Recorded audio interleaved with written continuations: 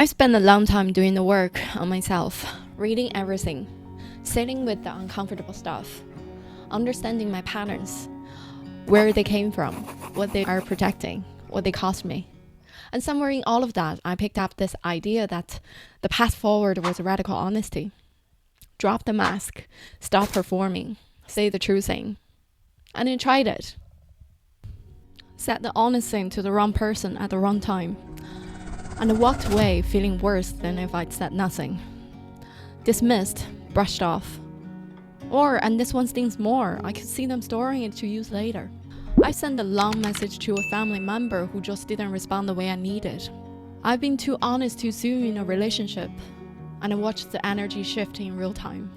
I've shared something real with a friend I thought was close, and realized we were only ever close on the surface. And the part that confused me most, I've done the work. I wasn't being reactive. I wasn't projecting. I was being genuinely honest. And it still backfired. So I started wondering if the advice itself was incomplete. Not wrong, but missing something. Because radical honesty, the way most people mean it, assumes that if you are honest enough and self-aware enough, the sharing part just works. And I don't think that's true, and I want to talk about why. First, I want to be clear, I'm not arguing for keeping everything in. The cost of always performing in the okay version of yourself is real. It's exhausting in a way that's hard to name because it's constant. Every interaction carries this small tax, the micro decision of what version of yourself to bring. You know the version I mean. The one who says I'm fine in the group chat while something is actually falling apart. The one who laughs off a comment at work that actually landed hard. The one who posts the photo from the good day and doesn't mention the week that surrounded it. I'm not judging this. I do this. I've done it for years. It's just what most of us were taught. And over time, that gap between the version you show and the version you actually are, that gap is where a lot of tiredness lives. So when people say just be honest, just be open, just be vulnerable, they're not wrong. The hiding is a problem. The issue is what being honest actually means in practice. Because most people, myself included for a long time, thought it meant broadcasting. I want to talk about the backfire, because I think a lot of people have experienced it and then drawn one of two conclusions, both of which I think are wrong. The first conclusion, I was too much. I need to stop opening up, keep things closer, be more private, stop putting myself out there. The second conclusion, people just can't handle real. The world isn't safe for honesty. So I'll keep being open because that's what healthy looks like. And if people can't meet me there, that's on them. I've been in both of those places. Neither felt right because neither was actually the lesson. The backfire isn't usually a sign that you were too honest. It's usually a sign of one of three things. Wrong person. Some people genuinely cannot hold difficult things, not because they are bad people, but because they haven't learned how, or they are too caught up in their own stuff to be fully present for yours. Sharing something heavy with someone who doesn't have the capacity for it doesn't make you too much. It makes you mismatched. I've had friendships where I thought we were close, and then shared something real, and realized we were only ever close on the surface. That's not a failure, that's just used for information. Wrong timing. If you share something that's still really raw, still fully charged, still needs more of your own processing, you are essentially asking someone else to carry something you haven't even fully picked up yourself yet. That rarely goes well. Not because the thing is unshareable, because it needed more time with you first. The long message you sent at 11 p.m. after a hard week, the conversation you started in the middle of the argument, the honesty that came out sideways, because it had been in too long. Wrong container.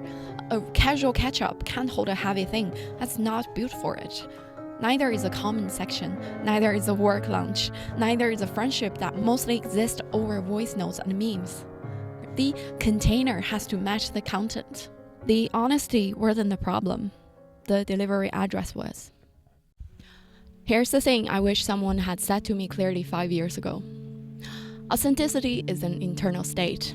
Sharing is a decision. Those are two completely different things. And mixing them is where most people get hurt. You can be completely honest with yourself about what's happening, no hiding, no pretending, full clarity on where you actually are, and still choose not to share it with someone who can't hold it. That's not being fake, that's discernment. This took me embarrassing long to understand. Thought if I wasn't sharing it, I was suppressing it. Those aren't the same thing. Real honesty starts internally.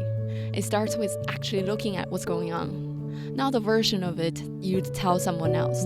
Not the clean up narrative, the actual thing. The feeling you don't want to admit to. The resentment you are carrying. The pattern you keep repeating. The thing you said was fine when it wasn't. The internal honesty, that's the real work. Not the broadcasting of it. The sharing part comes after, and it requires asking, who has earned this? Do they have the capacity for it? Is this the right moment? Is this the right setting? Not because you are hiding, because you are being careful with something that matters. I've started doing something I call a gap check. Not out loud, not on camera, not in a message to a friend, just for me. What version of myself did I present this week? And what was actually true? So, what does this look like in practice? Said I wasn't bothered by something at work. Was I? Told my friends everything was fine. Was it? Posted everything that made my life look more together than it felt. What was actually going on that day? None of this is a confession. It's a calibration. It's just how you know where you actually are. And here's what I've noticed from doing this privately. Really honestly, without an audience, it changes the quality of what I eventually share with other people. Because I'm not sharing to be seen as honest. I'm sharing from a place where that's actually being looked at. There's a difference between sharing something because you've processed it and sharing something because you need someone else to process it with you before you've even started. One usually lands well, the other usually doesn't. The performing version needs someone to witness it. The real version exists whether anyone sees it or not. The question I ask myself now before I share something real with someone is pretty simple. Has this person shown me they can hold something heavy without flinching, fixing, or disappearing? That's the whole filter. Not, do they love me? People who love you can still not have the capacity to hold the real thing. I've learned this with family especially. Love and capacity aren't the same thing. Not have I known them for a long time. You can know someone for years and still only exist with them on the surface. Length of friendship and depth of friendship are different measurements. Not, are they usually supportive? Some people are great in a crisis but go quiet when things are complicated and ongoing. Some people give great advice but get uncomfortable when you don't take it. The actual question is, have they shown me, especially, that they can be present with something difficult, without making it about them, without rushing to fix it, without going quiet when it gets uncomfortable? Most people in your life, even people you love deeply, can't do that all the time with everything. That's not a criticism. It's just the reality of what most of us were never taught. So, the question isn't, should I be honest? It's who has earned the real version. Is this the right moment to give it to them? And sometimes the answer is nobody right now. That's fine. That's what journals are for. That's what sitting with something is for. You are not suppressing it. You are just not sending it to the wrong address. So here's where I am with this. I still believe in honesty, real honesty. I think the version of ourselves we perform, the always fine, always together, everything is going well version. I think that gap is where a lot of the tiredness comes from. And I also think that just be honest, just be vulnerable, just open up, gets used as advice in a way that skips the hard part.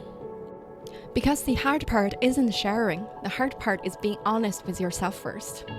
When nobody's watching, when there's no reaction to manage, when it's just you and the actual truth of where you are, that's the bit that actually gets skipped. We go straight to, who do I tell this to? Before we've asked, have I actually sat with this myself? I still get this wrong. I overshare sometimes. say the real thing in the wrong room and feel the hollow of being misunderstood. I undershare sometimes, keep things too long when I should have let someone in. But I'm getting better at knowing the difference between honest and performed, between sharing because I've processed something, sharing because I need someone else to validate it before I've even decided how I feel about it. Honesty doesn't start with what you say to other people. It starts with what you're waiting to admit to yourself. And then, slowly, carefully, learning who you can actually bring into that. If this resonated, and especially if you recognize the performance version in yourself, there's a video I made about exactly where that performance hides. It goes deeper into why the gap between who we say we are and who we actually are is so hard to close, even after years of work. That sounds great now. And if any of this landed, a like or a subscribe helps this channel to reach more people who are actually searching for it. See you in the next one.